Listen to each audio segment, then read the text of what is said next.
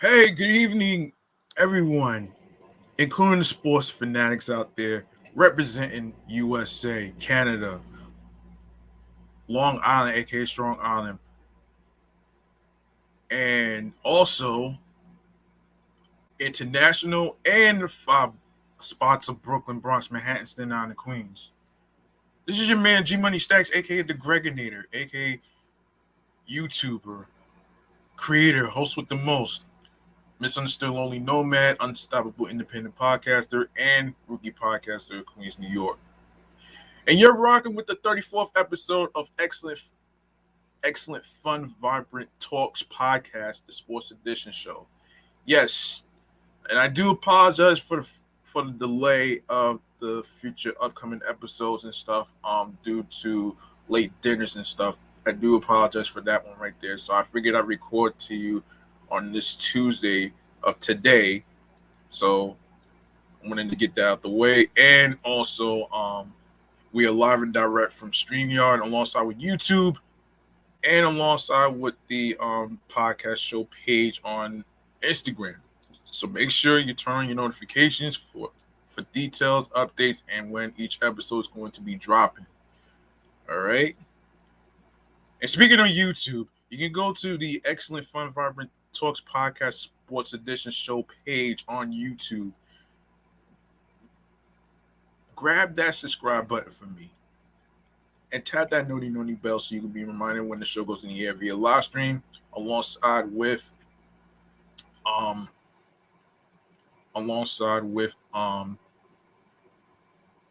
the show being on the air and the time of the recording. Leave a like and a comment along with the episodes with the topics that's going to be discussed in sports and more video content, upcoming episodes, and previous latest episodes that's been dropped to the YouTube channel page. Of course, make sure you catch up on all the episodes and stuff. And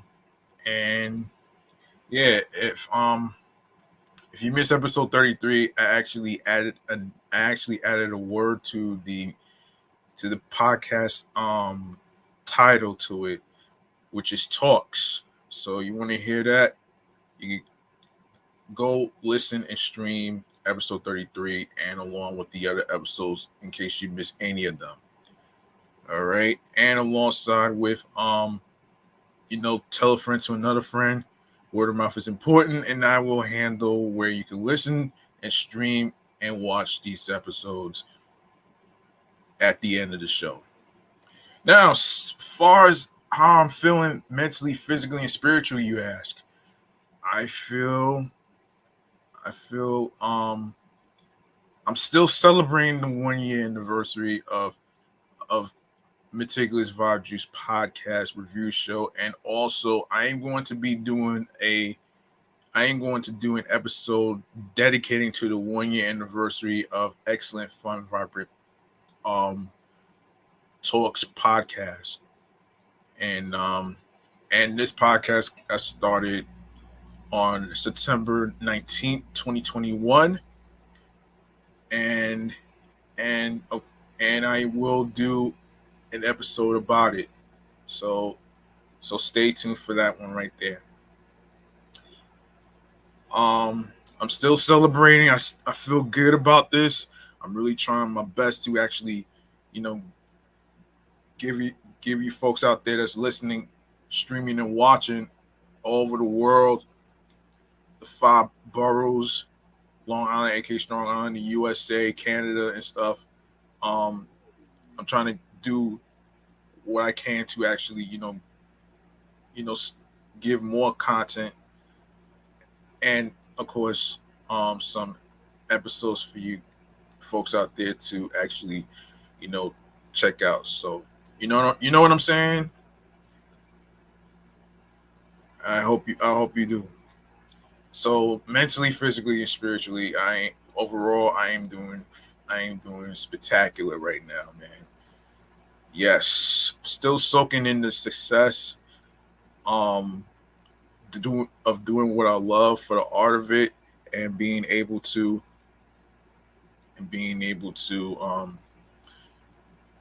enjoy this podcast journey, and and of course there's going to be more upcoming episodes, more topics in sports and stuff in the future. Now that baseball season's coming to a close, I am going to cover some stories in football. I am going to cover stories in basketball. um I did do a little bit of volleyball, but not as much. But maybe next year I'll probably do more volleyball stories and stuff. Um so yeah. All right, so without further ado, let's get into this sports segment right here called the Quick Side Bleacher Bar. Let's do this, man. Let's do this. Hold on, let me look for a sound effect for this one. All right, so we're gonna do this right now.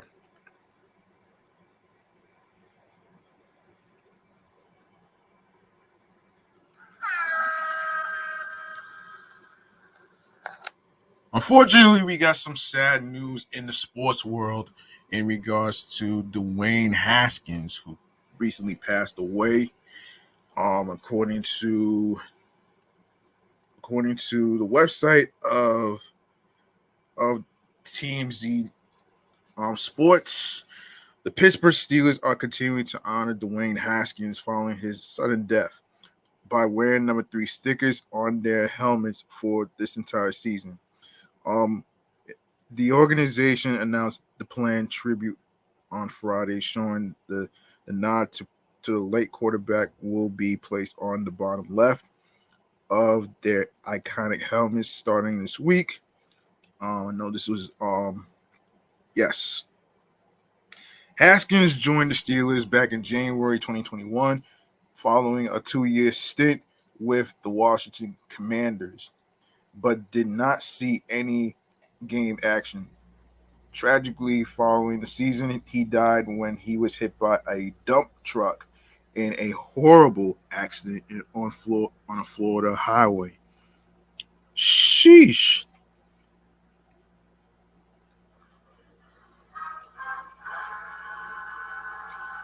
Yeah, I know what you're thinking about a Florida highway. You're probably wondering if it's I-95 as usual, which is pretty obvious. Which is pretty fucking obvious, though. You know what I'm saying? Um, yeah. And he was just 24 years old, man. The Steelers have paid tribute to him repeatedly since his passing, with head coach Mike Tomlin saying at the time of his death that he was devastated over the loss. He quickly became part of our Steelers family upon his arrival in Pittsburgh and was one of our hardest workers, Tomlin said, both on the field and in our community. Haskins' alma mater, Ohio State, and his former Commanders team have also paid homage to the quarterback in the wake of his death. Rest in paradise, Dwayne Haskins. Okay. In other news, Adrienne Smith. All right. Okay. Boston Renegades wide receiver Adrienne Smith reflects on a historic WFA season as the Renegades relish a four-peat championship year. Many football fans recall their first memory seeing the NFL on television. A three-year-old Adrienne Smith was among them, and she even began practicing her moves against a formidable opponent, a teddy bear named Ginger. um I was 3 years old, and for whatever reason, I was um enamored with the NFL, Smith said. I used to watch it with my parents and my teddy bear Ginger, and I used to tackle Ginger for hours. Smith laughs about the memory now, but her supportive parents took her love of the sport seriously. Her father played catch with her in the backyard, and Adrienne hung tough as she played with the neighborhood boys. End quote. I was very fortunate. I had parents that encouraged me no matter what, she said. And when I was 7, I remember my dad, he bought me a football and he taught me how to throw. And I just started playing with the neighborhood boys. When I got to high school, I was able to play a little bit of flag football, but it wasn't until I became a bona fide adult where I learned about the women's tackle league. Adrian's story is similar to the female footballers of her generation. There was a clear, profound love for the sport at a young age, but there wasn't an institutional structure to support it. Even if families and communities were supportive of them, athletes like Adrian weren't able to continue playing the game at a professional level. Fast forward a few decades, and Adrian just wrapped up her 10th season as a wide receiver for the Boston Renegades, and another Boston team that has established a dynasty in the millennium. Like the New England Patriots, women's tackle teams in Boston entered 2022 with 6 national titles, but the Renegades recently bested the Pats and every other NFL team with their 7th. Although the Renegades were incorporated in 2015, the team has reached quick success in 7 seasons. After winning their fourth straight national title, a feat that has never been accomplished in the century-old NFL, the Renegades remain the defending Division One champions of the Women's Football Alliance. Boston sports fans are quick to remind the world of their many parades in the millennium, and Adrian has been welcomed by that warmth in their loco. Patriots safety Devin McCourty shouted out the team during a press conference, and Patriots owner Robert Kraft has even invited the team to fly on the Patriots jet on their way to the WFA championship in Canton, Ohio. It's outstanding, Smith says, of the glowing support from Bostonians. It was sometime last season before Mr. Kraft even blessed us with the flight on the Patriots jet. I just happened to be going to the store before practice. I'm in the store and I had on a Renegades practice jersey. And then all of a sudden, people recognized me. And there was this: do you play for the Renegades? And I had to do a double take. Why, yes, I do. I didn't even realize that we had, or I guess we were becoming more of a household name. It's just a phenomenal feeling. I live in New York City, but I play for Boston. But all of my Boston teammates who live there say there's something in the water. Boston constantly wins, and you could just make up a sport, like flicking pencils into a cup. People in Boston would be the best at it. The Renegades illustrate the um, meteoric success that the WFA, excuse me, has experienced in recent years. The growth of the league is astronomical, and it's about to get even bigger. This January, the league signed a deal to broadcast the 2022 WFA Pro National Championship on ESPN2. On that, one that is expected to be extended into next season based on the viewership numbers. Smith credits WFA founder and Commissioner Lisa King for the jump from ESPN3 broadcasts to ESPN2 coverage. We've got our noses to the grind coming up with new schemes, just really wanting to bring the best out of ourselves so that we end up playing in that championship game, Smith said in February, hopeful for a fourth consecutive championship. The 2022 Renegade season unfolded in the best possible outcome for Adrienne as she made it all the way to the championship game and won, all while marking a historic achievement of her own along the way. This season, Smith became the all-time leader in receiving yards in the WFA, an accomplishment that has her that much closer to embodying her football idol, San Francisco 49er icon Jerry Rice. Jerry Rice was my hero ever since I was a little girl. He's been the man. He is the wide receiver, I guess, in my heart of hearts. My goal was to be the woman's version of Jerry Rice. As long as this body can get it done. Oh shit.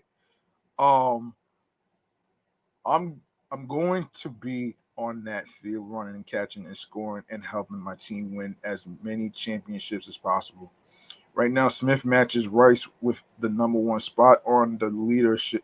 No, excuse me, the leaderboard, and she even has one more championship than the man with the hands.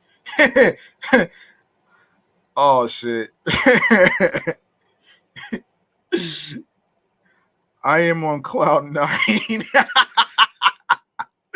Oh man, I am on cloud nine. Smith told fan-sided. What can I say? Oh man. Oh man. Adrienne Smith eclipses WR record with excellence in his a historic 2022 season. The moment Adrienne Smith's name was inscribed in the annals of football, she didn't even know it. She just thought she scored another touchdown. It was May 21st, and the Boston Renegades were playing at home in Del Russo Stadium. Renegades quarterback Allison Cahill found Smith in the end zone, making the score 41-8 against the DC Divas. Much like how Tampa Bay Buccaneers wide receiver Mike Evans didn't know he casually handed Tom Brady's 600 career touchdown pass to a fan. Smith didn't know that she had just eclipsed Jeanette Gray of the Chicago Force to top the FA's all-time receiving yards list. Well, um, and this guy, Luis Sanchez, says on Twitter, the moment Adrienne Smith found out she broke the all-time WFA football receiving yards record, and she goes, "Who, me?" Laugh out loud. Gotta love it.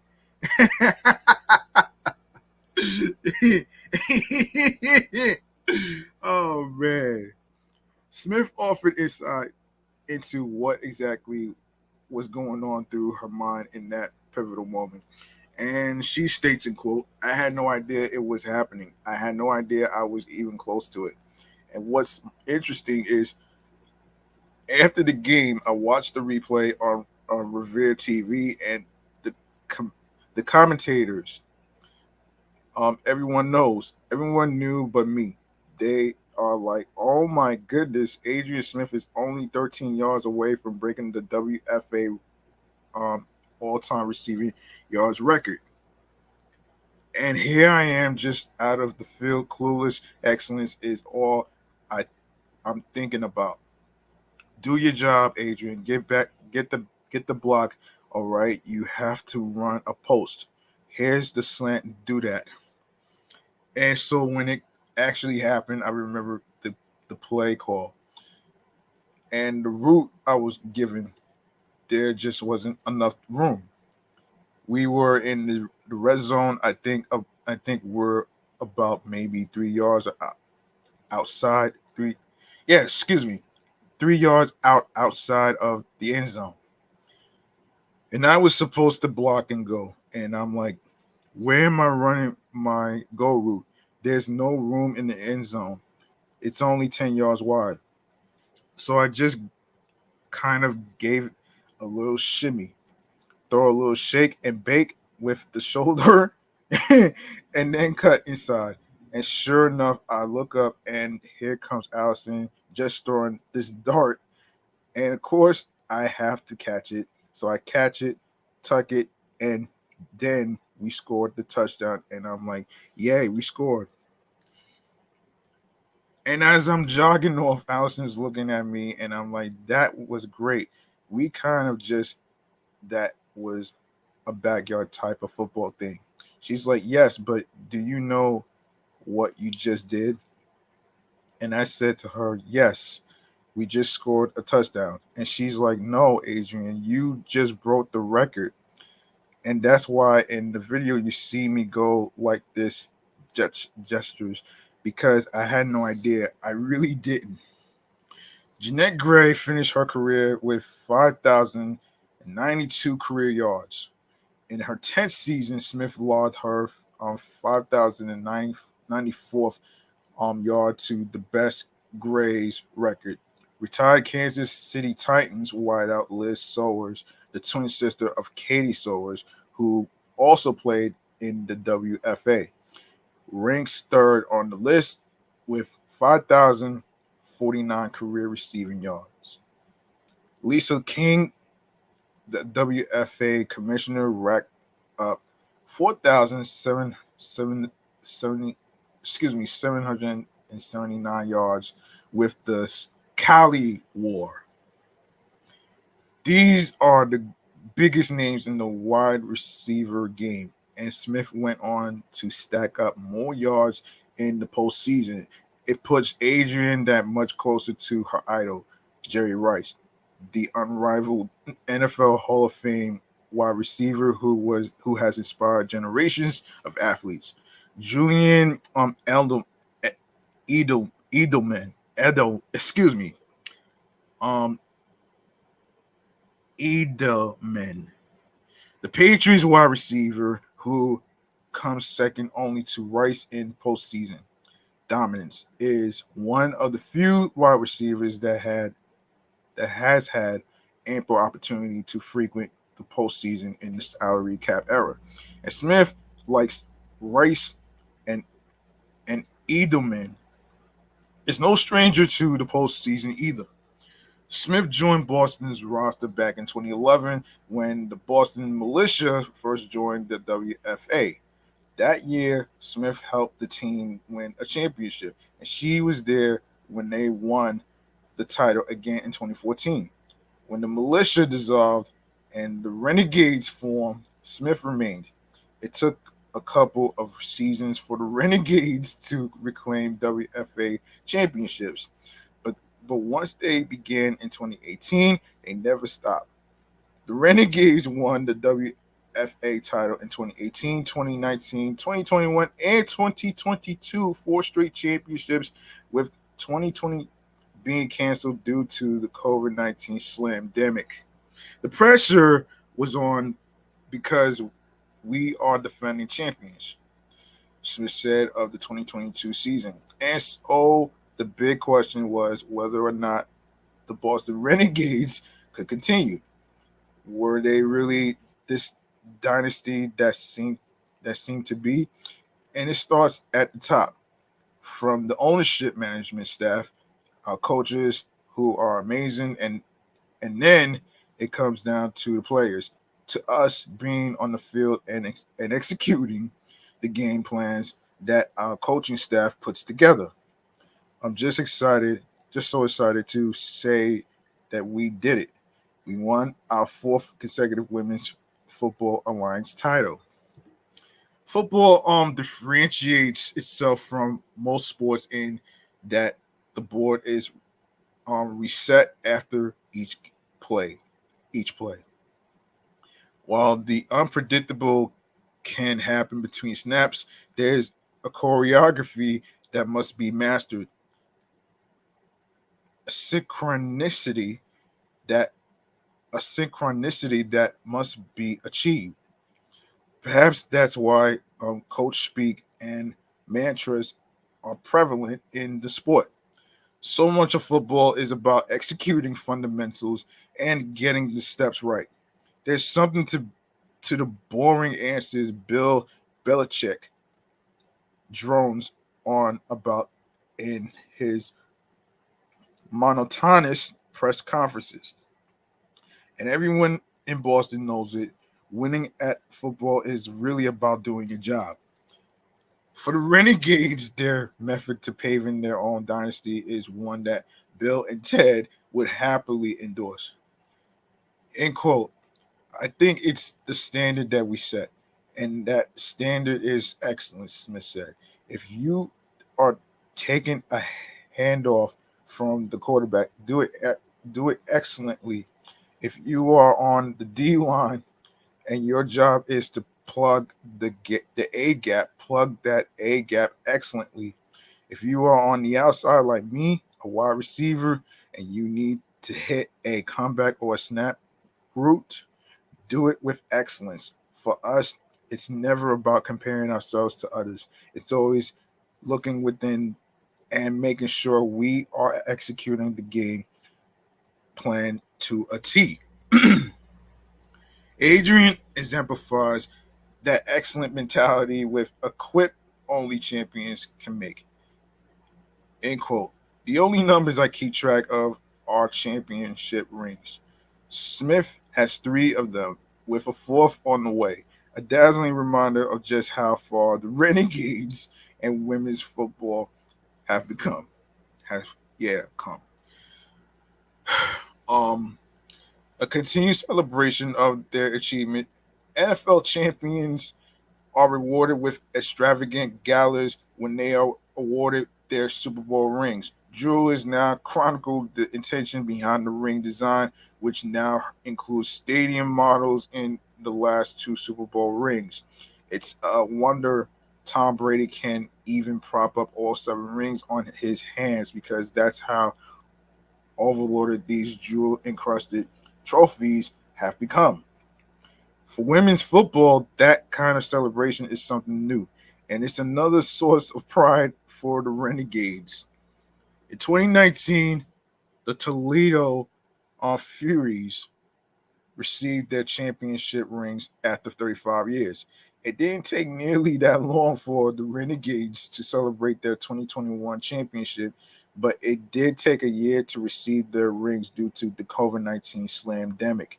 With their precious gems comes a, a poignant story about how their rings were shaped by their coaches, players, and season.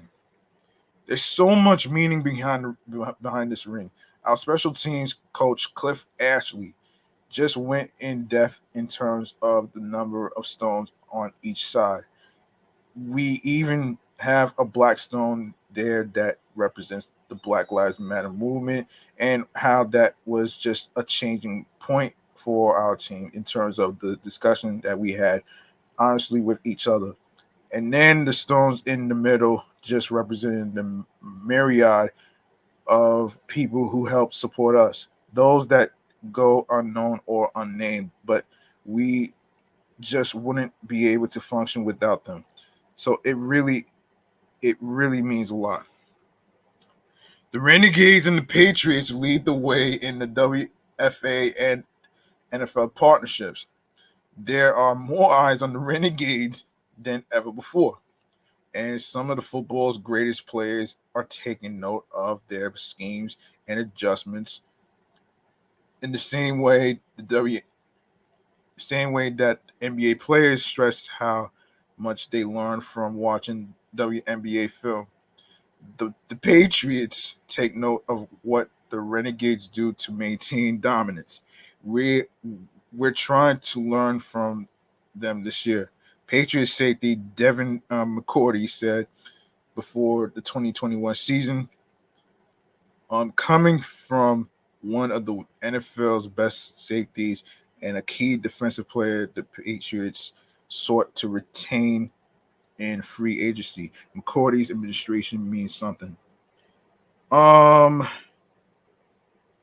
Mike Rice from Twitter says Devin McCourty shows off his Go Renegades t-shirt saying after their third straight national championship, big shout out Renegades champs. They hooked me up. They put 32 on the back. We're trying to learn from them this year. It does two things. One, it's just really cool. But then two, it sends a signal to boys and girls that there is equity and that there's a place for men and women in football. I think that's the power that representation has. When you have some of these NFL players given a shout out, it means a lot. It helps shift the paradigm from being separation and inequality to one of unity. Rice may have been known as Flash 80, but for Adrienne, the several other NFL stars, that magic number is 10. There's the fact that Smith ranks number one in her 10th season. And there's also the fact that she joins a trend that makes the case for Flash 10. Smith has joked in the past that the New Orleans Saints signed her because of what she has in common with Traquan Smith. It's almost like a triple intender with Traquan because he's a wide receiver. His last name Smith, and he rocks the number 10 jersey. Hold on.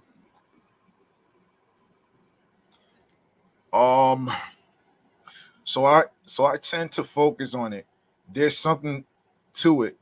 There's something to wide receivers that wear the number 10.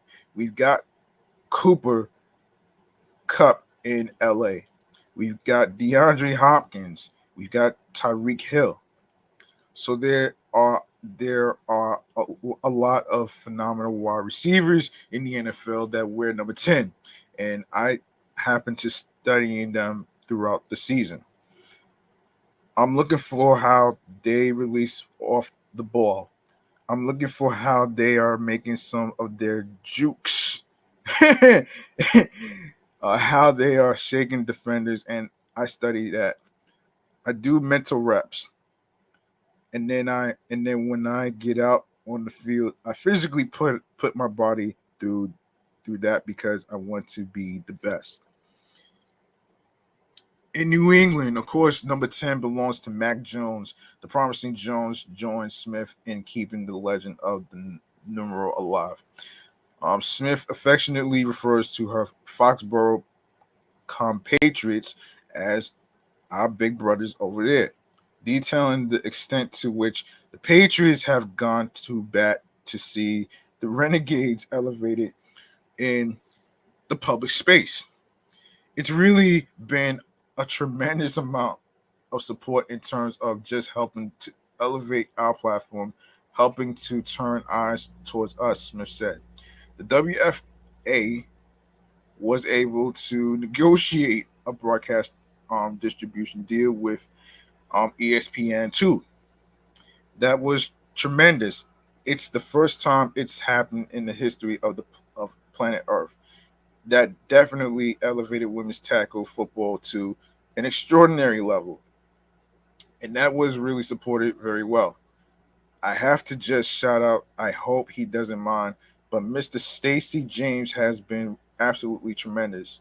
He's the VP of Media Relations for the Patriots, and he's been an integral part in helping to ensure that we get media attention, that people realize what we've been doing, and that our story can be told. And also, journalists, it makes a big difference. You have a choice of who you are going to cover what you are going to cover and when. And when we have the support of journalists like you and others out there, it makes a difference. This year, the Patriots are doing even more to introduce the Renegades to even more passionate New England fans. Mr. Kraft invited the team to Gillette Stadium for the first Pats preseason game against the Miami Dolphins. The Renegades touted their WFA trophy, tried on glittering Super Bowl rings, and shouted a heartfelt thank you to Mr. Kraft. The WFA is working to become the NFL's counterpart for women's tackle football, exemplified by collaborations with NFL players and NFL Alumni Academy, and a 5-year deal to host the WFA championship at Tom Benson Hall of Fame Stadium in Canton, Ohio. To be playing in that stadium, the aura of being in that town where it's a football town, it was extraordinary, Smith said. We're in this beautiful stadium, this magnificent field, and it's at the end of the season, the culmination of all of that hard work. You got teams that weren't as fortunate and were not able to make it to the championship. Everyone still descends upon the city. It's a huge celebration of women in football. Women's football has come a long way from being feared as a popular trend to being reduced to a gimmick to how being celebrated in what Smith considers the mecca of football. These athletes are endorsed by NFL allies, but still, the notion that women aren't suited to play the sport plagues its potential growth.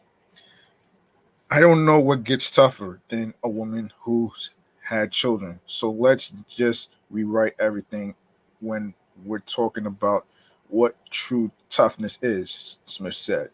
Honestly, for me, it's no longer a male dominated sport, right?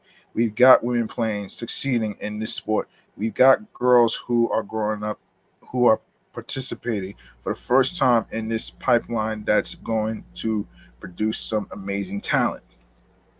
Smith credits Sam Gordon for starting the Utah Girls Tackle Football League, which has created a pipeline for young girls in that state outside of sexist school parameters. Right now, the opportunity for football, whether it's tackle or flag, is quite large for girls and women, Smith said. I really want to give a shout out to the Utah Girls Tackle Football League out in Utah and what they've done to actually create those opportunities. The sport is growing tremendously for girls in flag football, and those skill sets translate well into tackle. And so, just for all the girls out there, the women out there who wanted to play tackle, do know that the WFA exists. The Women's Football Alliance is out there. There's over 60 teams in the United States to varying level. So you can just do some quick research. Google where you are, see what team is located near you, and then go out to games, go out to practices, contact those teams, and express your interest. Hmm. One moment.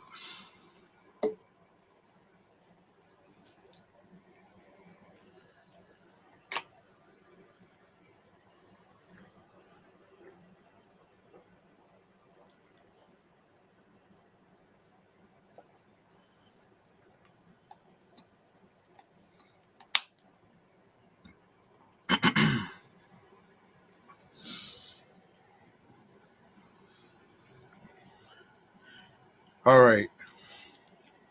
With promise on the horizon for the future of women's tackle football, Smith reflects on what being a face for Team Milk means in her life. As a little kid, I never imagined being in a position like this, and certainly not for women in football. Team Milk is extraordinary, and they are groundbreaking. And the whole concept of football is really putting a unique spin on gender equality. No, excuse me, equity. And the fact that a game is a game, whether you are a female, whether you are a male, sports are sports, and we can all succeed and we can all participate. Yeah. Yeah, so let's make some noise for the Renegades for winning their fourth championship this year. And for Adrienne Smith for breaking the record.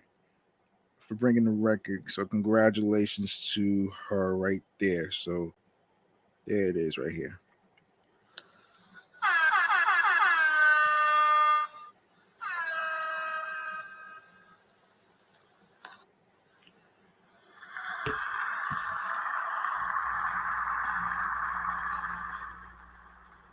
All right, up next is a former Fox Sports analyst.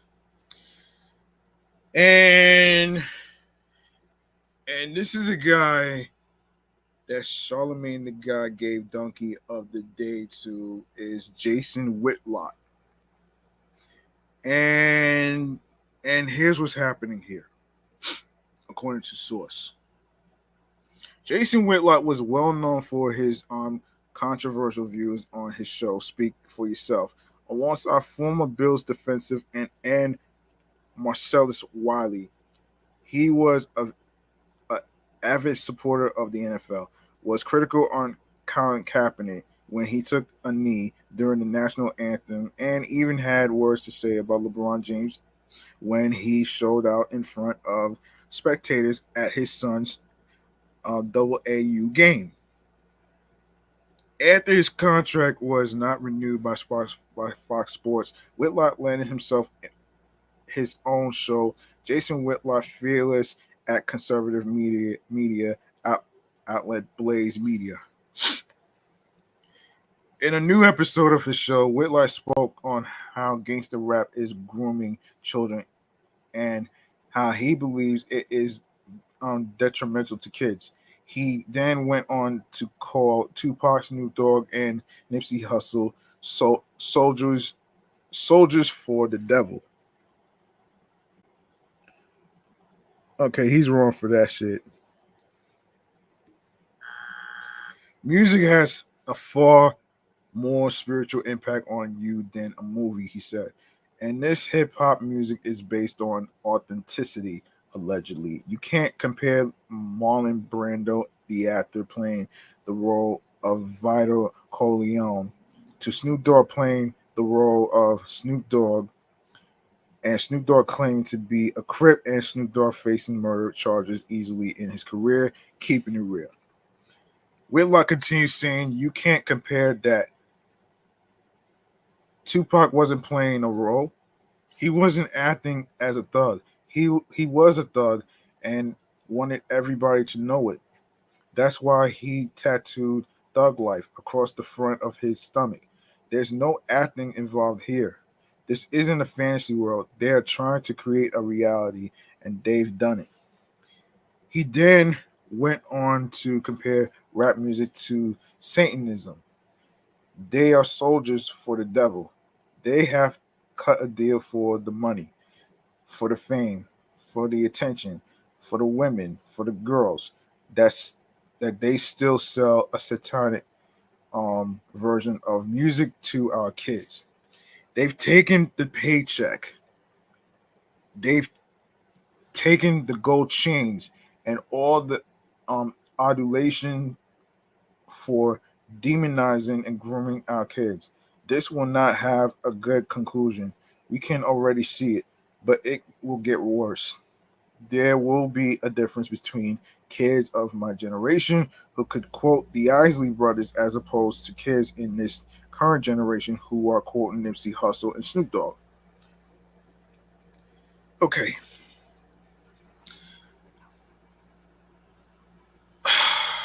Okay, I want to say a couple of things about that shit though, man. Okay. This is a guy has who's been, talking mad shit about about people, especially rap, including the rappers. And I'm why why in the hell are you talking about rappers on your sports show? Are you fucking kidding me? And your ass is in fucking hot water for that shit too. Like seriously, you should be a fucking shame of yourself. And Jason Whitlock is trash anyway, man. And and I can't really agree with what he said. To be honest with you, I really can't really agree with that shit though, because number one, he doesn't know he doesn't know what it's like to actually trying to you know for music artists to actually put themselves out there. You know what I'm saying? Rap artists have put in the work to actually put themselves out there. Some of them even do interviews and all that other shit. So it's like to actually say that they are the fucking, what is it? That they are the soldiers for the devil. It's just foul, man, on so many levels right there. And his ass is fucking hurt because his ass got fucking fired. I mean, come on, look at this shit.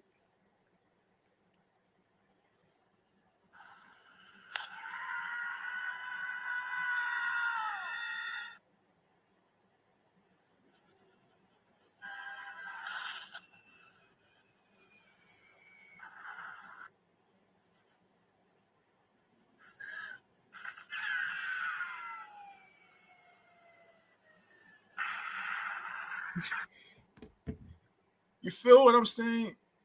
For all you sports fanatics out there, you feel what I'm saying? Jason Whitlock is fucking trash, man. Like, I don't even listen to his ass, man. and, and his ass is always getting donkey of the day anyway, man. It's so fucking crazy and laughable, man. I can't even, it's just crazy, man. It's fucking crazy, man. And speaking of crazy, let's get to the Brooklyn Nets. Let's get to the Brooklyn Nets, man. Um, yes, there's been a rumor in the air about Kyrie Irving trades. Um, so this is what's going on here. Um, it's been a tumultuous offseason for the Brooklyn Nets, who are in the middle of dealing with a trade request from superstar forward Kevin Durant.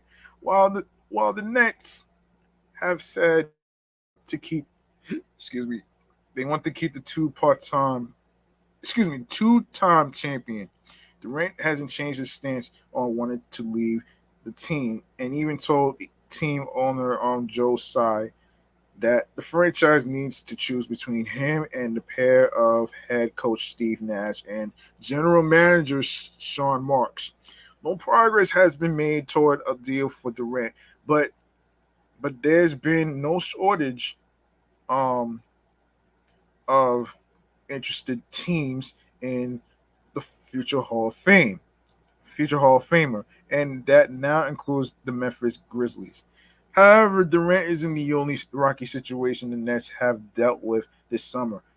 Kyrie Irving has also been at the center of trade rumors during the offseason and was most prominently linked with the Los Angeles Lakers as a destination. When Durant requested a trade in late June, the assumption was the Nets would also deal Irving, who opted into his $37 million player option this summer. If Durant got traded, the thinking was that the need for Irving on the team that couldn't contend for a championship would be pointless. However, Shams um, Sharania reports the Nets have informed teams around the league that they plan on keeping Irving for the 2022 to 23 season. And this is what Sharania says. Kyrie Irving committed to the 2022 to 23 season in Brooklyn, and sources with knowledge of the situation say he has been working out with teammates and holding constructive dialogue with the organization this offseason. Brooklyn has made clear to interested teams that they plan to keep the seven-time All-Star. That's a pretty swift change in plans for the Nets, especially considering the two sides couldn't come to an agreement on a contract extension earlier this summer. Irving wanted a long-term lucrative deal, but Brooklyn was hesitant to shell out that kind of money to Irving, and for good reason. Since joining the Nets in 2019, Irving has missed games due to injuries, sitting out for personal reasons, and this past season was ineligible for most of the regular season due to being unvaccinated against COVID-19. With all, hold on, hold on.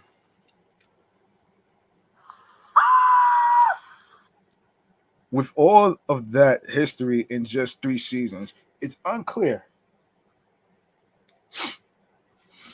why Brooklyn is now reversing course and plan on keeping him, especially if the rent gets dealt. Whatever the reason, Irving being off the table is a blow for the Lakers, who had the most interest in trading for the All-Star guard. The Lakers were hoping that by landing Irving, they could trade Russell Westbrook in the process. But Brooklyn reportedly never wanted Westbrook, and finding a third team to pawn him off on wasn't easy. Brooklyn's plan to keep Irving could change once the season gets going, and there's a chance he could get dealt ahead of the trade deadline mid-season. But for right now, it appears as though Brooklyn plans on at least starting the season with Irving on the roster, regardless of what happened with the rent. Interesting. Interesting. Let me see. All right, I'll do the Kevin Durant story in a future episode. I'll do that in the next episode. Let's see. Let's see. Let's see. Oh, wait a minute here. Netflix and uninterrupted. Hold on a minute here. All right, let's get into Netflix and uninterrupted. Okay, so on Friday, LeBron James Media Company, Uninterrupted, and Netflix announced the Redeem Team, a documentary focused on the 2008 U.S. Hold on. USA Olympic men's basketball victory in Beijing. The documentary marks the first collaboration between the International Olympic Committee and Netflix, and will feature never-before-seen footage of the Kobe Bryant-led team. The lineup that led the United States to victory in the men's basketball that year were dubbed the Redeem Team after the lackluster performance at the Olympics in 2004.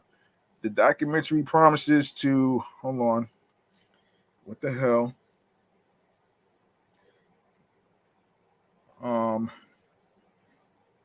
Promises. Hold on. Yes, promises to show how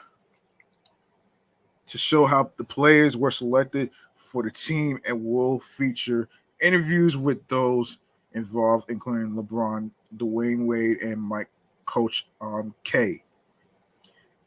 The documentary is set to debut on Netflix on October 7th and is directed by filmmaker John Weinbach. Wade is attached as an executive producer to the project, as is LeBron, Maverick Carter, Jamal Henderson, and Philip Bryan of Uninterrupted. 2008, I played with heroes of mine, all-stars, friends, and future teammates. Outside of winning and showing the world that we were still the most dominant, our other big challenge was changing the perception of what everyone thought about the NBA and USA basketball, said Wade upon the announcement of the documentary. I'm excited for everyone to get an opportunity to go behind the scenes and see all the work that went into this iconic team, the Redeem Team. Olympic Channel Services GM Mark Parkman added the documentary and the team featured in it represents the very best of what the Olympics are all about. Hang on a minute here. um, all right. Let's see. What else can we talk about in this episode? Let me make sure I don't miss any topics. Oh, uninterrupted and champ sports. I'm gonna do that one. Yes. In more uninterrupted news, let's see. Uninterrupted, LeBron James and Maverick Carter Sports Emmy winning athlete empowerment brand and Champ Sports today announced the release of the second collection of their More Than an Athlete apparel line, as well as 3 new episodes of their More Than an Athlete Hotline Varsity Edition content series, Student athletes who embrace the more than an athlete ethos on and off the field continue to inspire the collaboration, which celebrates how athletes can and distinctive voices. The combination of uninterrupted athlete knowledge and Champ Sports high quality lifestyle and performance collections creates a one-stop shop for the modern athlete's 24/7 365 adventure. The purpose of this gear collection is to encourage young athletes to wear more than an athlete as a badge of honor, both on and off the field. The collection will be themed around baseball and will include hoodies, joggers, and accessories, as well as performance and leisure items. Prices range between $15 and $90. On Wednesday, May 25th, the collection will be unveiled, and the collection is only available on champsports.com and at certain Champ Sports shops. The content series, led by Oregon Women's Basketball League Sedona Prince and YouTube celebrity Donald De La Haye, aka Destroying.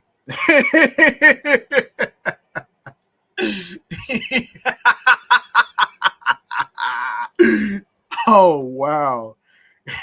Oh, you gave yourself a nickname Destroying. Oh shit. Oh shit. Hold up.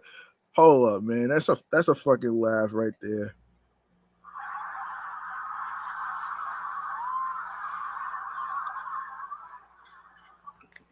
Yeah. Oh man. Yeah, Destroying is a collaborative perform platform for athlete mentors to inspire, motivate, and share their experiences with high school athletes.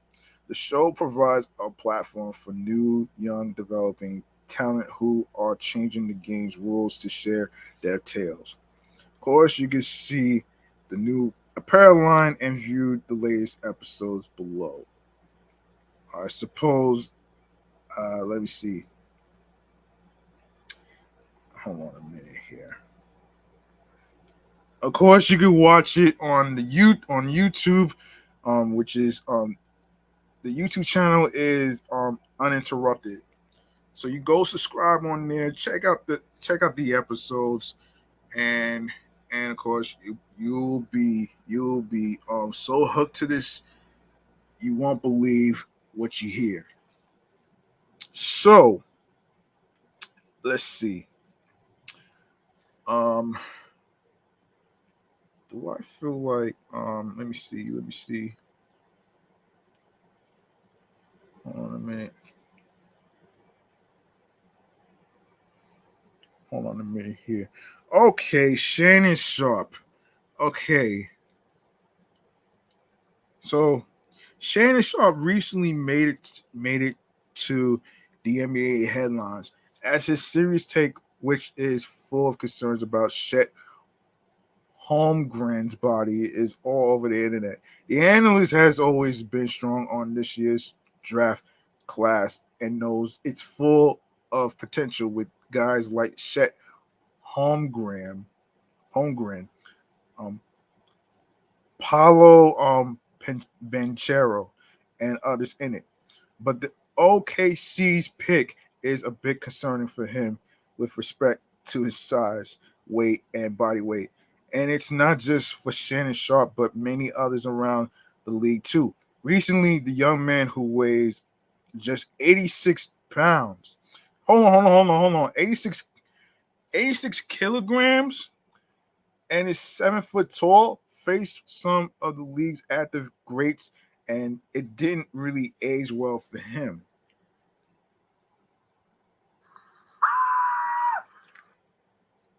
Shannon Sharp's concerning take came after Chet Holmgren got his ankles rolled while trying to guard LeBron James. Yes, for the ones who don't know about the showdown. Recently in Pro Am League, many NBA stars came out for a battle, like Jason Tatum, um, um, Paolo Banchero, LeBron James, DeJounte Murray, um, IT, Chet Holmgren, Aaron Gordon, and some others too. But the matchup wasn't a success as the game got called off halfway through the second quarter itself due to the condensation on the court. Still, the fans got to enjoy some great basketball for some good minutes, and even Chet excuse me, that he has to work a lot on his frame to be a big guy in the league. Shannon Sharpe and Skip Bayless also agree on it, as the young star was trending all day on Twitter for getting fooled by Braun during a play. Well, um, and there's more to the story actually. Yes, Shannon Sharpe, when asked about the foolish did Braun made Chet Holmgren look like, replying to it, he quoted in quote, "Anybody that's in professional sports can make anybody else in professional sports look foolish. That's why you got a 19 to 20-year-old rookie Allen Iverson cross, Michael Jordan up, and we had never seen that before." The analyst was very clear when he appreciated and praised the defensive efforts of Chet as he tried to stop Braun and was even successful in it. But again, the body frame is something which can be very dangerous for him in the future, as the league isn't that soft to entertain a slim, big man protecting the rim in the paint. Further talking about the body size and weight of Chet Holmgren, Shannon Sharpe added, "I just think, man, I'm like, how are you going to take pounding? But that's still 7 feet and 190 pounds. Guys like LeBron and Zion Williamson, that's going to be banging into him and running into him. That's my only concern. I think the kid is skilled, but that body size, look at his shoulder. He is never gonna be a big man. He's he is no wrong with his words, and it really is high time for Chet to hit the weight room and get some gains with strength as the real game is about to begin. All right. All right, let me make sure I don't miss anything. Hold on a second.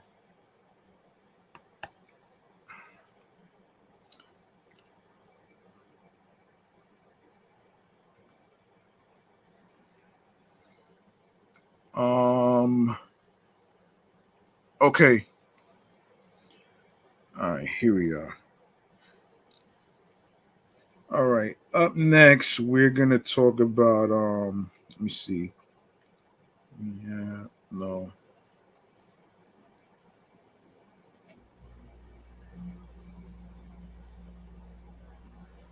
Hold on a second.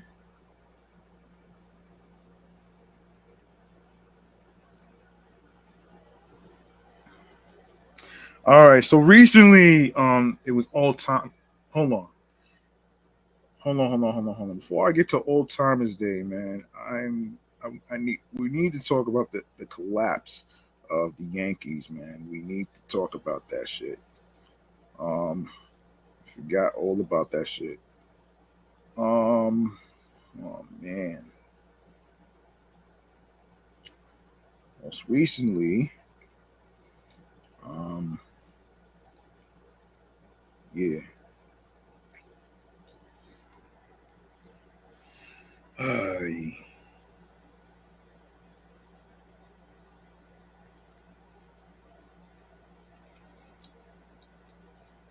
hold on.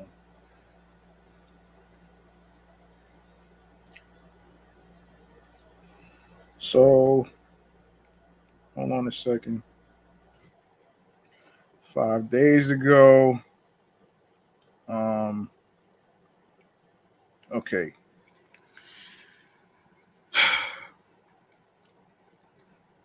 Okay. Media post. Wait.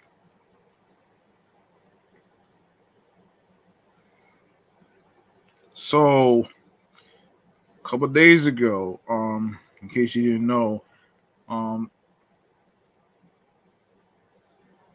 this is what's going on with the Yankees right now. And if the 2022 Yankees aren't careful, they may be remembered in the same way the 2004 Yankees are, the authors of one of the biggest collapses in sports history. After another brutal loss to a bad Angels team in Anaheim, the Yankees found themselves just 6 games ahead of the Rays and just 5 in the loss column as the two teams prepared to meet 6 times in the next 10 days, of course, starting Friday at Tropicana Field, which seemed like a foregone conclusion by the middle of June. The Yankees division title is now in jeopardy. Their 15 and a half game lead on July 8th has been cut in half. And then some. The last time they had such a slim advantage, June 3rd, the Yankees were in the midst of a 7 game winning streak and a stretch in which they won 16 of 17 games. At this moment, they are coming off the worst month since the miserable 1991 season when they finished under 500 for a third straight year. One thing, hold on a second.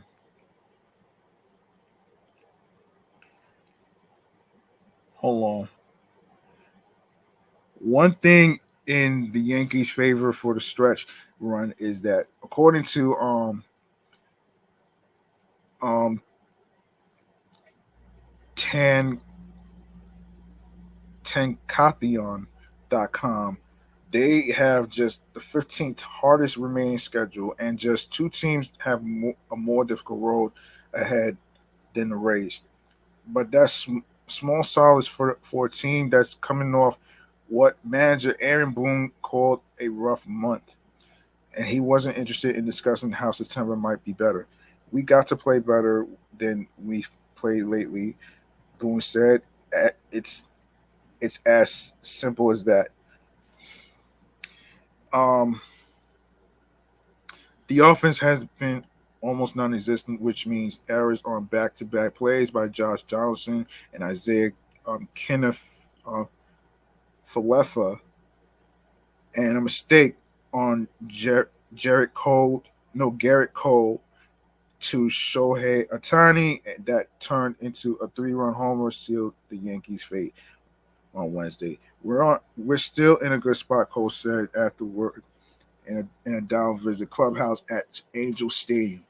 We've got another month of opportunities to try to continue to get better. It sounded similar to what Aaron Judge said just a few weeks ago after another dismal road trip when they went 2-7 in stops at St. Louis, Seattle, and Boston.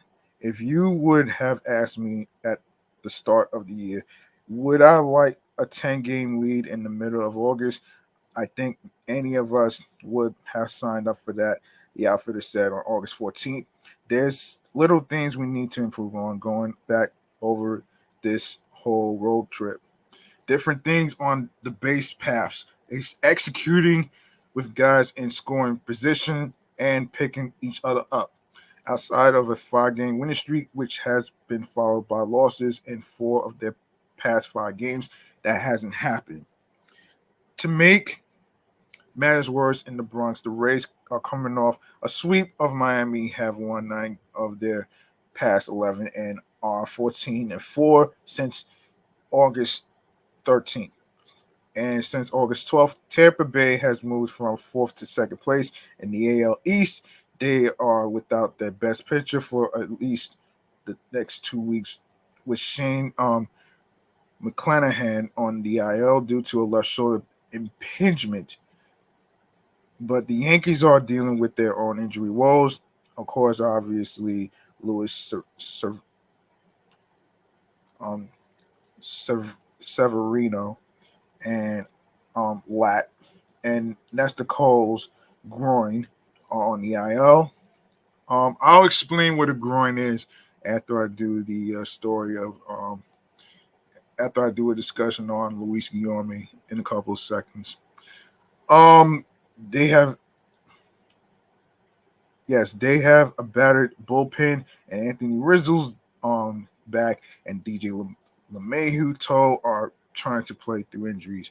And of course, it's a long year, Boone said, of getting back to the style of play his team showed in the first half. I have total confidence we will. We've got to get guys healthy. And the unfortunate part is the last several weeks we've been losing close games. There figures to be plenty more of them over the next month and into the postseason, and it's in the Yankees' best interest to start winning some of them.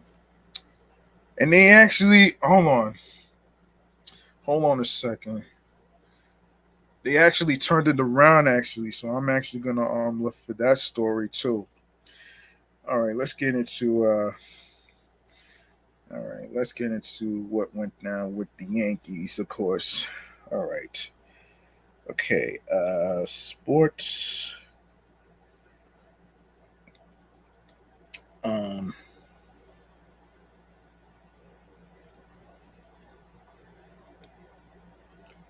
Okay, let's see.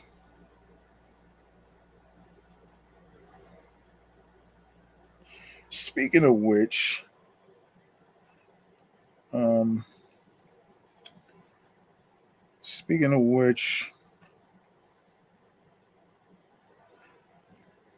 get into the turnaround of the Yankees. And of course, the title of this episode is Highs and Lows. All right, so Aaron Judge is chasing immortality this season as he is just shy of breaking Roger Maris's 61 home run record. Wow. Some lucky fan is going to catch that ball as Judge has 16 games left and will most likely break the record. Unfortunately for Yankee fans, Judge will likely hit his record-breaking ball on the road as the Bronx Bombers face the Pirates in Pittsburgh for 2 games before heading to Boston for a 3-game series against the Red Sox. So how much would the ball sell for? We asked some experts. It could be six figures, maybe seven figures, depending on the buyer. Warren Heller, the proprietor of Living Legends in Rockville Center, was optimistic about the price of the ball, saying a lucky fan might become an overnight millionaire if they were lucky enough to catch the ball. While Judge might um, want the ball for himself, Heller said that he may allow the fan to keep it. He's such a team guy, Heller said. He might just tell the guy, keep it and make your money. Meanwhile, another proprietor from Memory Lane said that the ball would sell for an exuberant price, north of $5 million.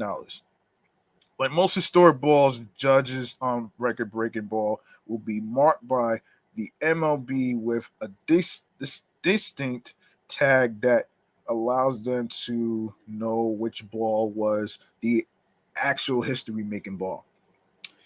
Richard Butnick of America's Pastime, a longtime dealership of sports memorabilia, noted that the ball would break the home run record in the American League, as Barry Bonds and Mark McGwire, who played during the steroid era and were themselves accused of taking performance enhancing drugs.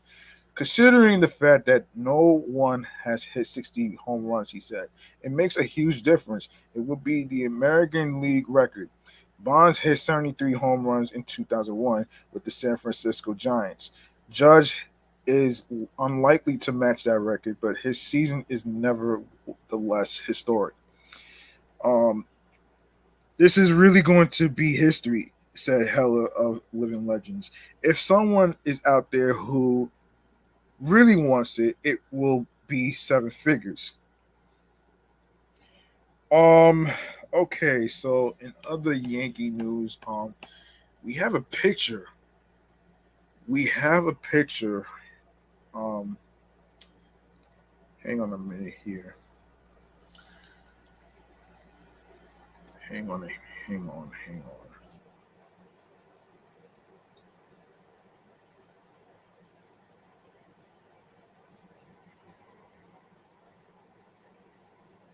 Okay.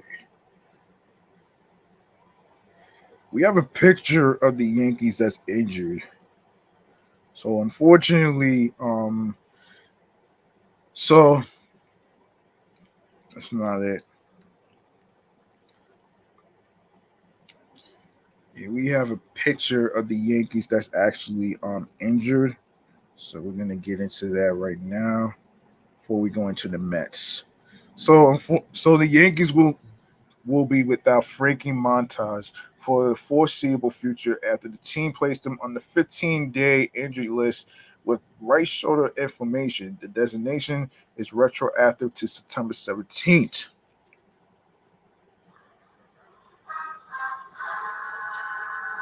Montage underwent an MRI over the weekend and it revealed inflammation, which ultimately led the Yankees to make the move. The righty will be shut down from throwing for a couple of days, and the issue is similar to the one he dealt with in Oakland earlier this season. The Yankees trade deadline edition did receive a cortisone shot on Monday, and he is still hoping to get one more start under his belt before the postseason.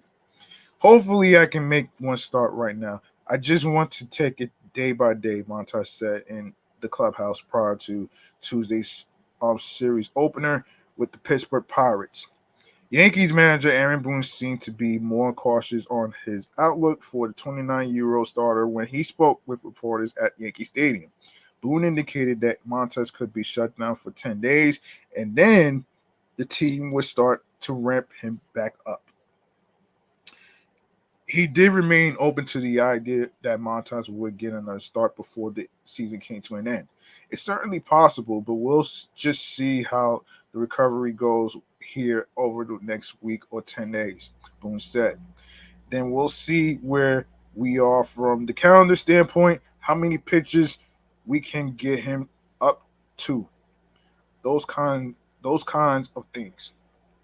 The Yankees are down to their last 15 games of the season after Tuesday, which also makes getting Montas back in for a start a little bit tricky. Boone also acknowledged that the timing does add a bit of a challenge as well for the Yankees and reiterated that the next week to 10 days will be the deciding factor of what Montas' next step will be. Montas dealt with inflammation in his shoulder in July that cost him 2 weeks while he was still with the Athletics. He was able to get two more starts in with Oakland before the trade deadline. He was eventually shipped to the Yankees at the deadline in a deal that included reliever Lou Trevino. The right-hander has not panned out exactly. It was thought he would have going 1-3 in 8 starts and posting a 6.35 ERA. Montas has not looked like the same pitcher that he did with Oakland and has only had a small number of starts that made it seem like he was turning the corner in pinstripes. Montas threw 3.1 innings on Friday night in Milwaukee before he left the game. He averaged 95.1 miles per hour on 30 fastballs in the game, according to the Associated Press, while his 14 sinkers averaged 94.6 miles per hour. Both were down by 1 miles per hour from his season averages. Okay. All right, so recently at Citi Field, it was All Timers Day. So the Mets went back and forth with the Rockies last night. This was recently actually. Um, Ultimately falling behind 6-4 in the top of the eighth before tying the game in the bottom of the frame and winning it in the ninth on an RBI single off the bat of Pete Alonso to put the team up 2-0 in the series over Colorado. Today's Old Timers Day, and it will represent the culmination of a remarkable shift in how the Mets embrace their franchise history.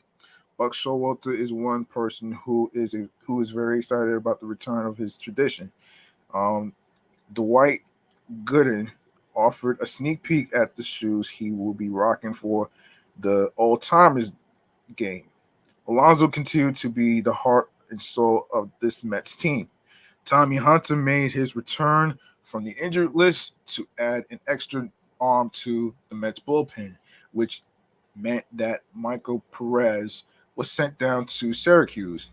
Brett Beatty hit his second homer last night, helping to make the case for him to remain on the Mets with Eduardo Escobar's impending return. Escobar made his return actually recently. Um, he made his return. Could be back from the injured list as soon as tonight. A small adjustment has helped Mark Canha rediscover his power. Max Scherzer, which I'll talk about next, actually after the Luis Guillorme story, um, has enjoyed the opportunity to learn more about Jacob DeGrom from watching him up close. The Mets continue to be very cautious with DeGrom's pitch count. And of course, let's see. Yeah. All right, so I want to get to let's get to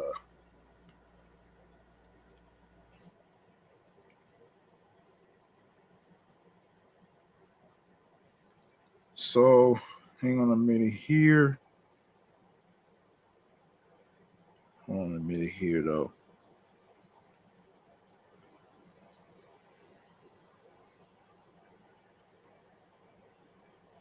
So most recently, Mets infielder Luis Guillorme went on the IL for a left groin strain, and so Let me break down what a groin is. For those of you who may not know what a groin is, let's break this down, man. So let me see. Hold on a minute. Hold on. Wait a minute here. Yes. So here it is. So a groin pull is an injury to the muscles of the inner thighs, also known as a groin muscle strain. The groin muscles, called the adductor muscle group, are made up of 6 muscles that run from the inner pelvis to the inner part of the femur, which is the thigh bone. Okay, so basically, let me see this. So this is basically the breakdown on the this is the breakdown of what a groin is actually. So basically, okay, so even even while he was on the IL, he did play his first rehab game um, on Tuesday night for AAA Syracuse. He went 1 for 4 in this contest. Guillorme has been on the IL since August 15th with a groin strain. Mets could certainly use him back soon, as given Starling Marte's status is in limbo due to a non-displaced partial fracture of his right middle finger. Um, yeah, but he recently made his return. He made his return recently. Let me see. Let me look up. Let's look up when did Luis Guillorme make his return from the IL. Now, for those of you who may not know, it stands for injured list. Okay, so here it is. So here it is, actually. Here it is, here it is, here it is. Um,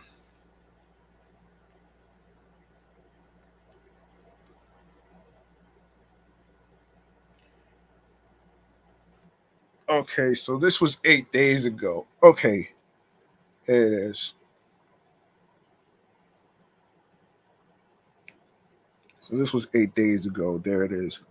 Ahead of their series opener against the Cubs at Citi Field, which was most recently, the Mets have reinstated right-handed pitcher Trevor May and infielder extraordinaire Luis Guillorme from the injured list to make room for them on the 28-man roster. The team designated infielder Devin Marrero for assignment and placed right-handed Bryce Montes de Oca on the injured list with left hamstring tightness.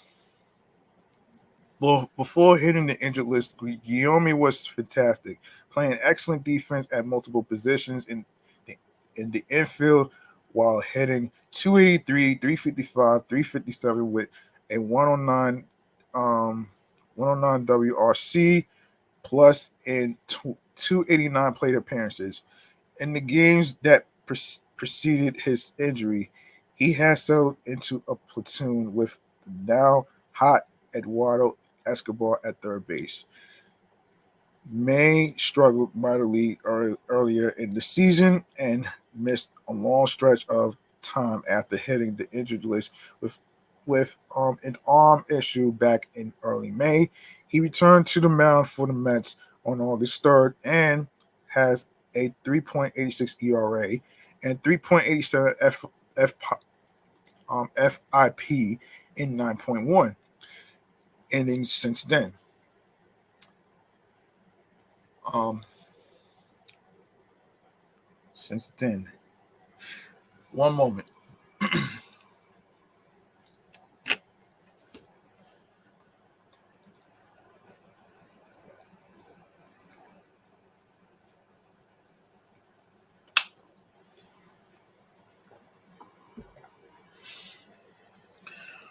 All right.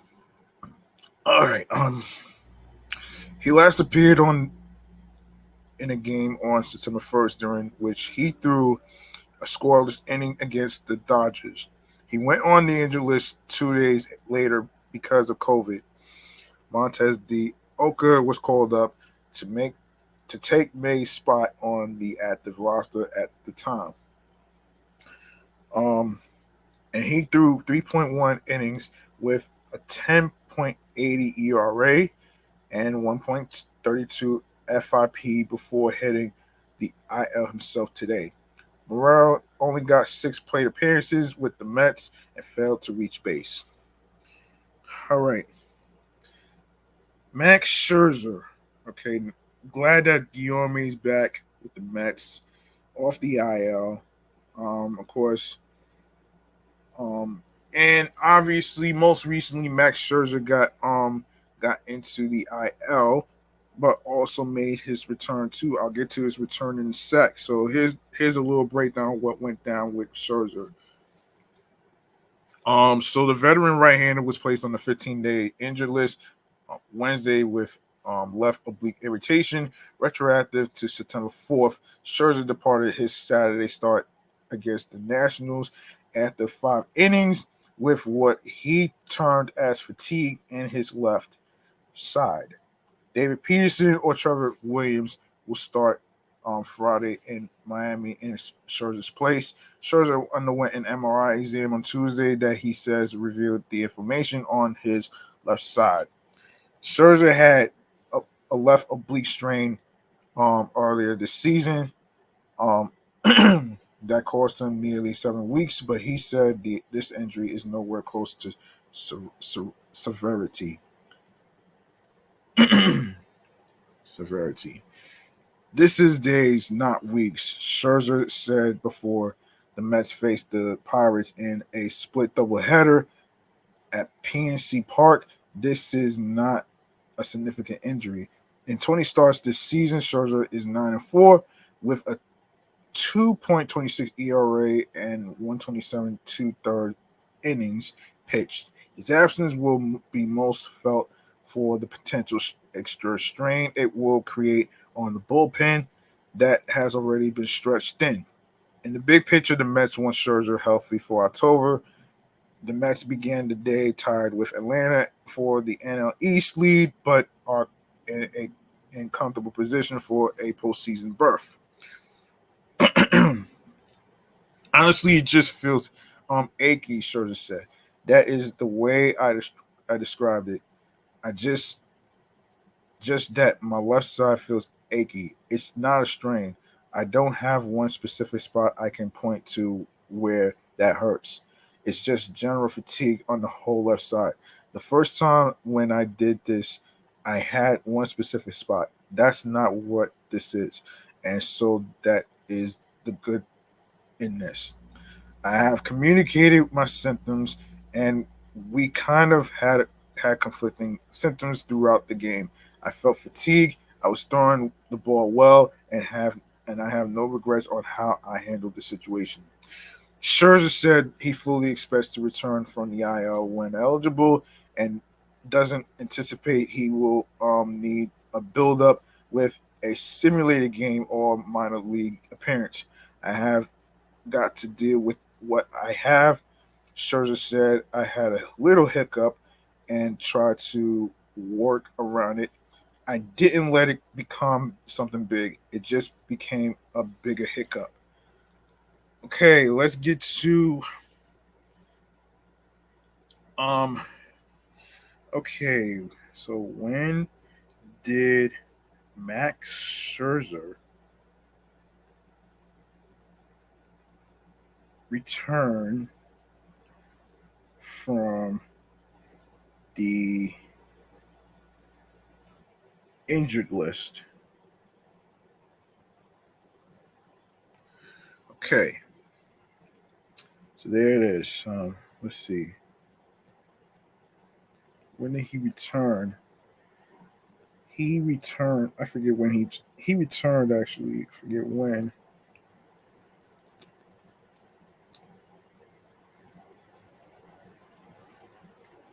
So let me see. No. So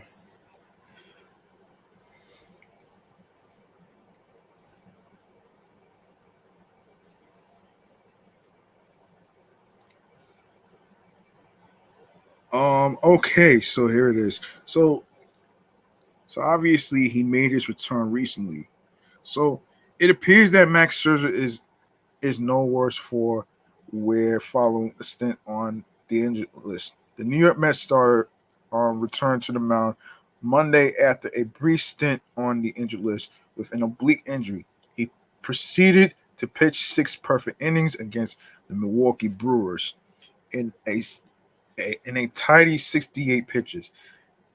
LS history was not in the cards for the 3-time Cy Young winner. Manager Buck Showalter pulled him after the 6th, presumably not wanting to extend Scherzer fresh off a trip to the injured list. The Mets led 5-0 when Scherzer left the game. Where it not for his recent injury, Scherzer's night on an otherwise low pitch count looked like a prime candidate to secure the 24th perfect game in MLB history. Scherzer didn't appear to be upset with the decision when his night was done. Of course, handshakes and smiles from Max Scherzer in the dugout as he closes in on his 200 career victory. The Mets are in a battle with the Atlanta Braves for the NL East title and have their sights set on a World Series championship. Keeping Scherzer and fellow Cy Young winner Jacob DeGrom healthy is a big part of both goals. And at 38 years old, Scherzer certainly values prioritizing his health, but a missed opportunity at a perfect game surely stings nonetheless. The combined perfect game and no hitter didn't last long. Reliever Tyler McGill, fresh off his own stint on the injured list, allowed a double to Christian Yelich to lead off the 7th inning. Rowdy Tellez brought Yelich home with a 2-run homer. The Mets held on for a 7-2 victory, which just so happened to be the 200 of Scherzer's career. It also clinched a playoff berth for New York. Scherzer is not the first future Hall of Famer to have a perfect game, but cut short in 2022. Los Angeles Dodger manager Dave Roberts pulled Clayton Kershaw after 7 perfect innings in April. Like Scherzer, a pitch count was in play for Kershaw, who was making his first start of the season following a, a truncated spring training. Yeah, I will talk about the whole clinching of the playoff berth in the next episode, if I get a chance actually. Um and that's that's pretty big, man. You know what I'm saying? That's really, really, really big though. You know what I'm saying? And speaking of big, man, speaking of big, there's a couple of reasons why the Mets need to keep Brandon Nimmo, all right? So let's get into that.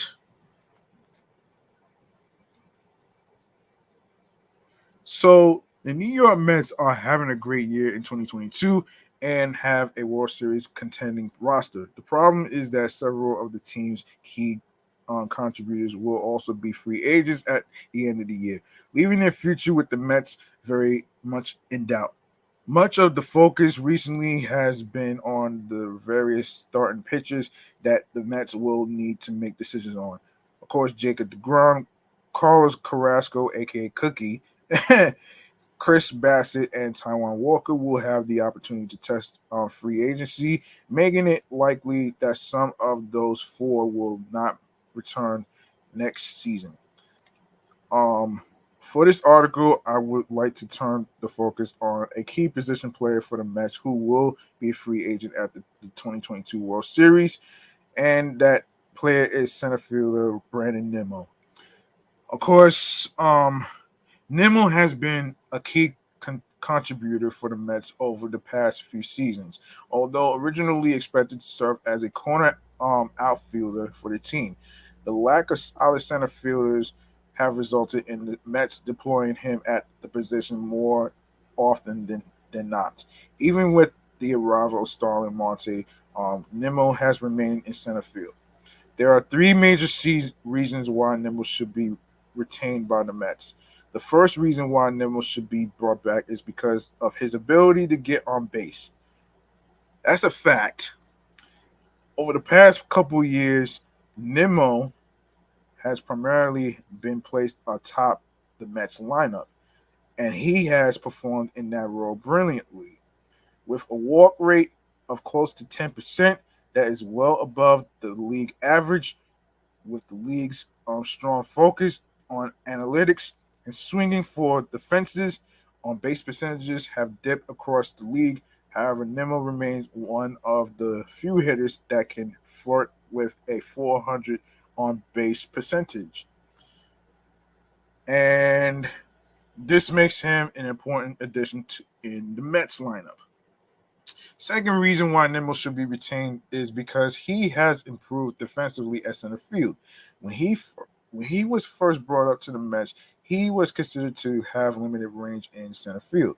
However, through his hard work at learning the position, Nimmo has improved as a fielder and now ranks as an average or above average center field by the advanced metrics. In 2022, he is posting one defensive run saved, 2.7 ultimate zone rating, and 5 outs above average. Third reason is that the market for center fielders is thin. Not many players can man center field will be hitting free agency at the end of the season, giving the Mets with few options to replace Nimmo if he were to walk. Kevin Kiermaier and Enrique Hernandez are center field options who will be free agents, but both are nowhere near as good as Nimmo. Kiermaier is great defensively but limited offensively, and he will also be coming back from hip surgery. Therefore, he is a big question mark as to what he will be able to provide. Hernandez, meanwhile, has an OBP of less than 300, so he wouldn't be the on base threat Nimmo is. The Mets have indicated that they would like to retain Nimmo, and based on the reasons mentioned earlier, they should make a good faith effort to do so. Nimmo's been productive as a Met, true, still has plenty of years of quality baseball left in him, and is one of the Mets' homegrown players. Based on his current production, Nimmo may want a contract similar to Lorenzo Cain's 5-year, $80 million deal with the Brewers 5 seasons ago. Now the question for the Mets is, will they be willing to pay Nimmo a contract around that and possibly exceed? Um, Remains to be seen and also to be determined. So so if there's any new information about that, I'll bring it onto this sports platform right here.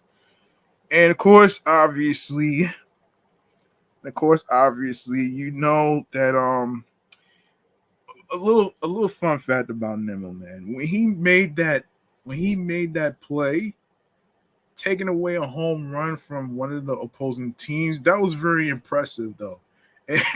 And I have to really say though, man, like this is this is like this is like what's so exciting about center fielders like Nimmo who make spectacular plays.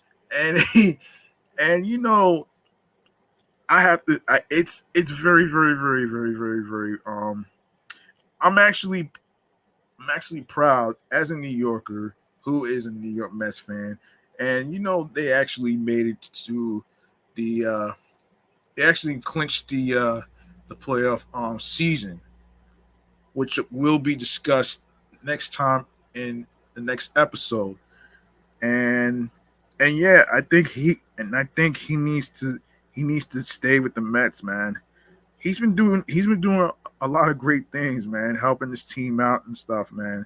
So let's make some noise for the Mets and Brandon Nimmo with the spectacular plays and making it to the playoff season berth.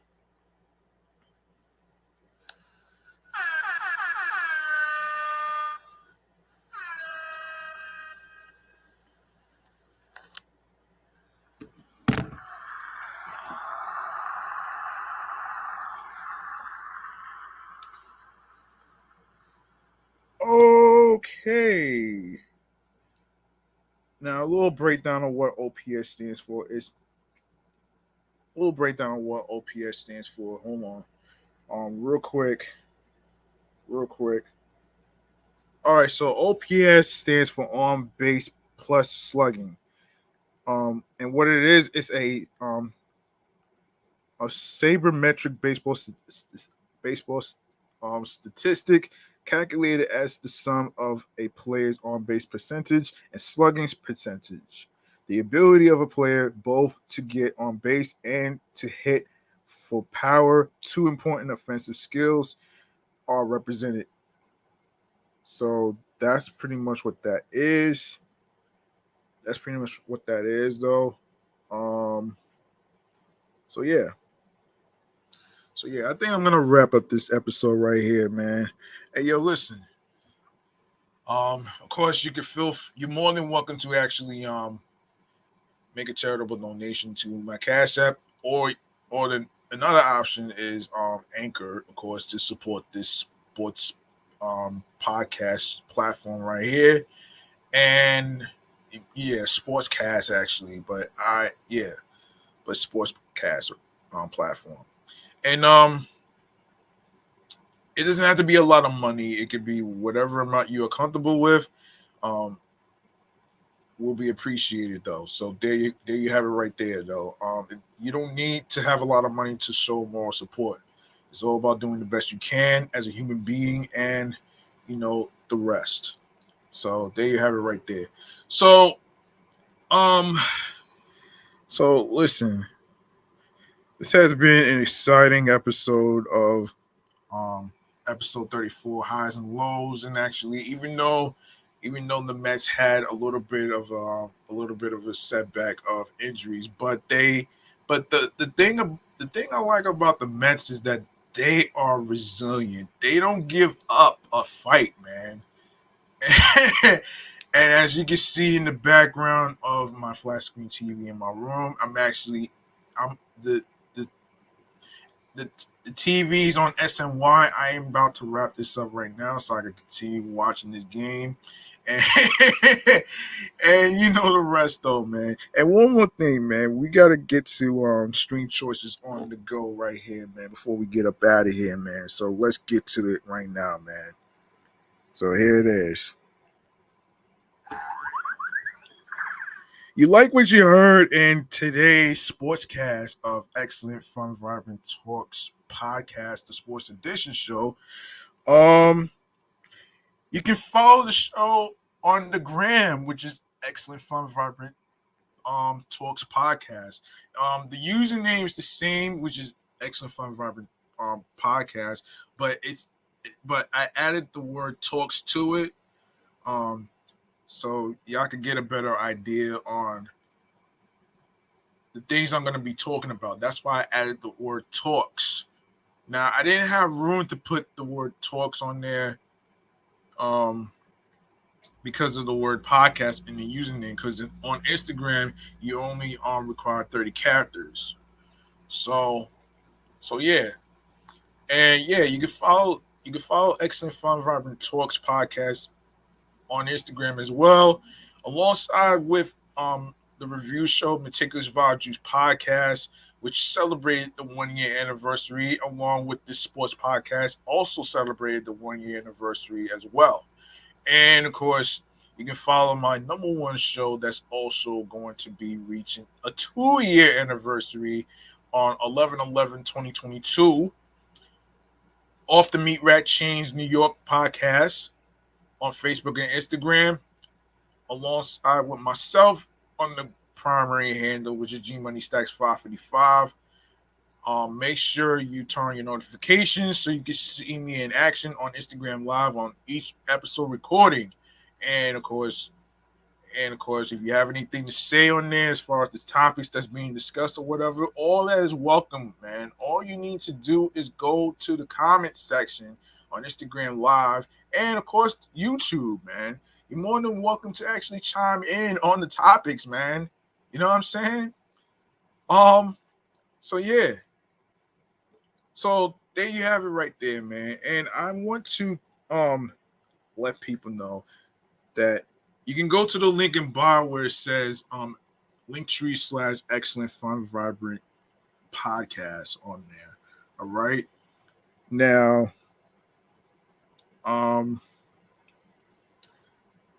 now now on to where you can listen to the episodes and stuff. So I'm gonna start off with of course you can leave a voice message on there if you have any topic ideas in sports that you want me to talk about, any athletes, any stories or whatever. You can DM me at gmoneystacks555 in Queens, New York. All right. So here we go. Now where you can listen, stream, and watch these episodes, you ask? Of course, starting with Anchor. We on Audible, Audacity, Amazon Music, Breaker, Castbox FM, Deezer, Listen Notes, Moon FM Podcast, Player FM, Pocket Cast, Podfriend, Podorama, Podopolo, Podcast Index, Podcast Addict, Podchaser, Podverse, Reason FM, Spotify, Stitcher, TuneIn Radio, Google Podcasts, and of course, feel free to make it to give a 5-star rating on the sports podcast on Podchaser, Podfriend, and Spotify. And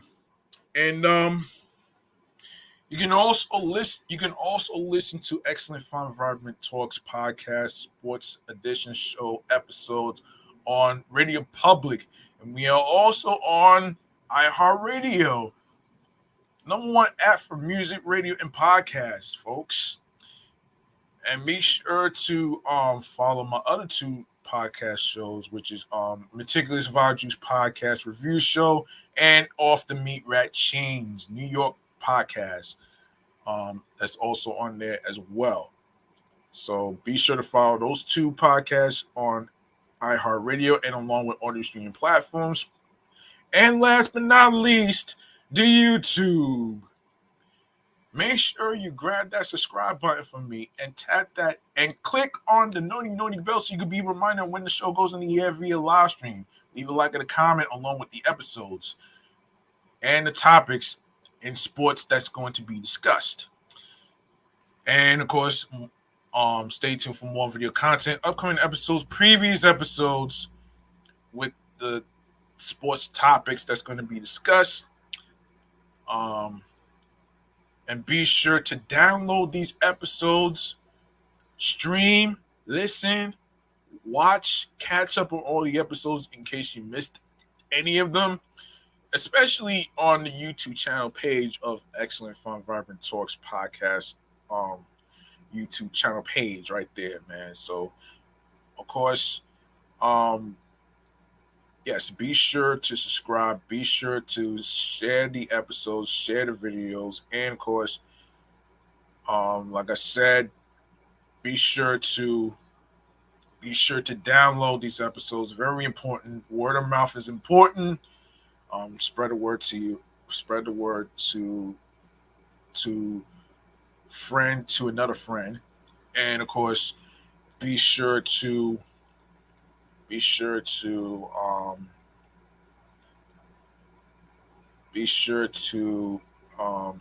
the word. share the podcast with your wives, your husbands, boyfriends, girlfriends, friends, and the people you are cool with from work, and along with everybody else. Um, so yeah, I think that's gonna do it for me, man. This is your I am G Money Stacks. Thank you very much for listening to episode 34, titled Highs and Lows. And remember, the grind doesn't stop. Hard work pays off. Don't rush the process. New York wasn't built in a day. And of course, be confident in your craft in terms of what you love to do. Of course, whether it's radio personality, whether it's podcasting like myself, man. You know what I'm saying? Yeah, podcasting like myself. So and also, find your voice, be confident in your voice. Doesn't matter how you sound, doesn't matter. Um and for the most part, follow your dreams. Don't let anybody stop you from being happy with your career, mentally, physically, and spiritually. And for the most part, of course, don't forget to tune in on Sundays and Tuesdays. I'm sorry if I didn't record this past Sunday. So Sundays and Tuesdays. So Sundays is going to be at 6 p.m.